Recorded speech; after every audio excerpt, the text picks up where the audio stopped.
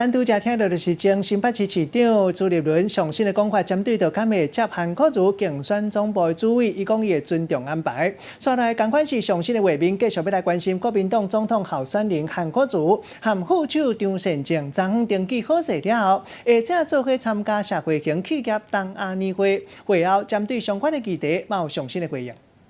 所以民进党说台商会回流，看到这个资料之后就知道，完全是2个字：欺骗。完全是用欺骗来治理这个国家，我非常的感慨。我想我们张善政副总统候选人对这个来龙去脉非常的清楚。我们请张善政院长来补充一下，好不好？台商没有把资金带回来的原因，应该就是在大陆赚了钱，在大陆被扣税，回台湾来还要再被扣第2次税，双重课税。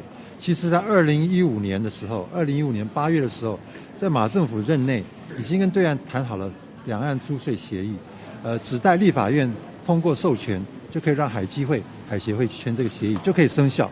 那么，2015年的时候，民进党在立法院虽然是少数，可是议事处处阻挠。2016年，民进党在立法院已经过半，也对这个两岸租税协议视而不见，所以在双重课税的这种环境之下，台商怎么愿意把他们在大陆赚的钱带回来呢？所以民进党现在说这个台商会把资金带回来投资台湾，这个就是国王的新衣被点破，或者是说海水退了就知道谁没有穿裤子在游泳。那么所以民进党政府就规划了很多优惠，用我们国内的资金来做搭配。那么台商的角度当然说，我大陆资金不带回来，因为会被双重课税，所以先用台湾的资金来投资，造成今天这个结果，就是海外回来的钱都没有，投资的钱，所谓回来台湾投资的钱，都是我们国内的钱。这第一点。第二点，我们也不是反对用国内的资金来吸引台商回来投资，但是在做这个事情的时候，请蔡英文政府你想想看，你花了多少钱去这个吸引台商回来投资？我们提的这个学贷这些事情，就金金扣扣的。支持台商回台投资可以，可是你支持年轻人发展，要的钱比前面的钱少很多，就在那边金金扣扣，这是不是大小眼？